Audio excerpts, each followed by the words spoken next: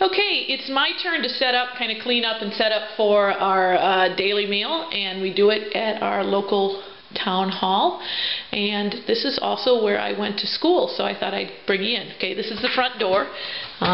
When we step out, there we are outside. Oh, there's the Beatermobile. And you can see, yes, it is winter here. And anyway, then you come in here. This is the basement and the cleaning supplies and everything like that. And then this is our cloakroom. And when I was a kid, we used to come in and our coats were hung here. This wasn't here. This thing here wasn't here, but our coats were hung here. And then right on this side, which now has nothing, but these were gun racks. And we were poor kids, and we used to bring our .22 rifles with us, because if you were on your way home and you saw a squirrel or a rabbit or something, you would take it, because that might be the only meat you had in the house. And so we would come, and each of us kids there was gun racks, and each of us kids would hang our gun up on the rack, and we would unload it. And down below, this was not here, this wainscoting here was not here, but we would, down below were little drawers, and you had your drawer label, and you put your bullets in the drawer. And then when you leave, you would take your bullets out and reload your gun and go. When I was a kid, guns were still considered to be tools for survival, for the way we lived our lives here. This was our bathrooms. They have changed since I was a kid, because they have to be handicap accessible now. They didn't have to be then, but they have to be now. Doors wide enough for wheelchairs and everything. It's a good thing. But this is the first place I ever saw a flush toilet. I was 5 years old, and my poor brother, he was so mortified because he had to take my hand and take me into the girls' bathroom, my older brother, because I was just terrified of the flush toilet. I had never seen one before, and when you made this, it made a huge noise when you flicked this handle, and I was terrified of it. So anyway, then we went in here, and this was where we went to school. Grades 1 through 5 went to school here. In 6th grade, we get shipped off to the big city, which actually had 900 people in it. So we thought of it as really big.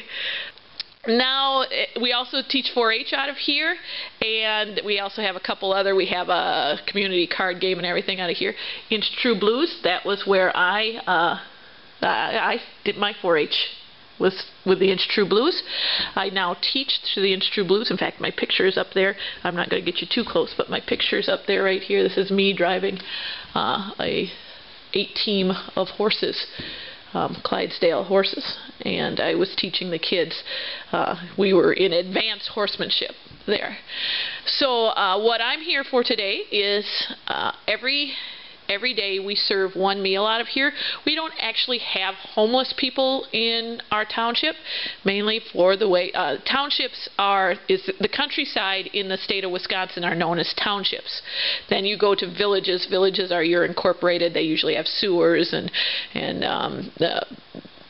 things like what others? They have cable TV in villages. We don't get cable TV out here. So I mean, you go from townships to villages to cities.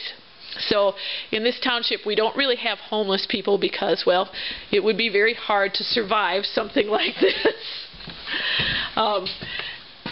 if you were homeless. I mean, it got down to -3 last night, so it would be very hard. But we do have people that do struggle, especially this time of the year. We're having to pay for our heating bills, so that's an added expense, and on top of our normal summer expenses. And we also have, right now, for homeowners, property owners, we just got done paying taxes. Taxes have to be paid here at the end of January. That may be everywhere. I have no idea. Everybody may have to pay property taxes by the end of January. I have no idea. But here in Wisconsin, you have to have your property taxes paid by the end of January, or you get penalized.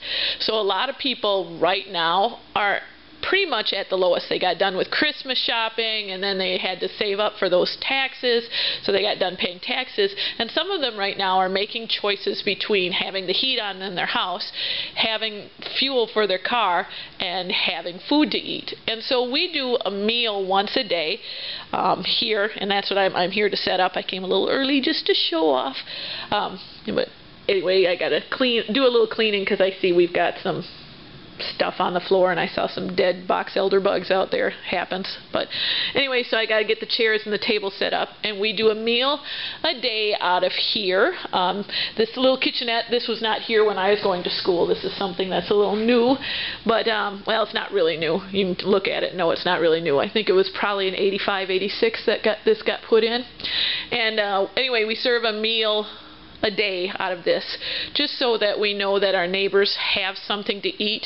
So if they're having to make that choice between filling up the car or filling up themselves, most people choose filling up the car, because eventually out here you know, it's hard to get around, especially this time of the year. We can't just walk around in -3-degree temperature, and so then they'll go hungry. And this way we know that our neighbors aren't going hungry, and those of us who can do a little extra here. So so anyway, my job today is to clean up, get it kind of cleaned up again, and then set the tables up. So that's what I'm here for. But anyway, I had to show off. This is where I went to school. This is an office. This has changed, but that's still the same old piano that was here. Used to have to get up and do my Pledge of Allegiance here, and when I went to 4-H here. This is a few years ago, 2009, we took this building off-grid. We put it off-grid so that we could use it. In 2008, we had a huge flood, and it was really bad because, of course, electricity and water doesn't mix, so the electric company pretty much just shut power off to this area. And I mean, it was, you know, thousands of people without power. And so our new community center that we built, which is a little further over, that I'm on the board of that, but we built that completely off-grid, and that was in 2008. And then the next year we took donations throughout 2008, and then in 2009 we took this building off-grid, so that if we have an emergency like 2008 ever again, we can still make food and make sure that everybody is taken care of, and make sure everybody's safe anyway. At least has a meal that they can eat. And anyway, I should be getting to doing that, but I thought I just had to show off. This is where I went to school, grades 1 through 5. Went to a one-room schoolhouse. All of us went together. I always say it was probably one of the best learning to share times, because we weren't separate. We were all together, and all of us kids had to work together. So the older kids helped the younger kids. The kids that knew math helped the kids that didn't know math. The kids that knew English helped the kids that didn't know English. You know, we helped each other. And that's something nowadays we separate. We put the smart kids in this class and the special needs kids in this class, and you know, the mediocre kids in this class, and we make sure, damn sure, that we don't let grades 5 mix with grades 4, mix with grades 3. You know, we do a lot of that. And I'm not saying this was the way to be. I think our classes are too big and too specialized now, but I do have to say that I do believe that a lot of the way I see the world came from the fact that we had to help each other. It was instilled with us as on the family level, and then when we went to school, it stayed with us because we all were in it together. You know, with grades 1 through 5 right here in this, and we didn't have kindergarten, couldn't afford that. But it was grades 1 through 5 right here, and there was no, you know, and you had to work together to get things done. One teacher teaching all those classes. But anyway, I best get to work, but I just had to show this off. This is where I went to school.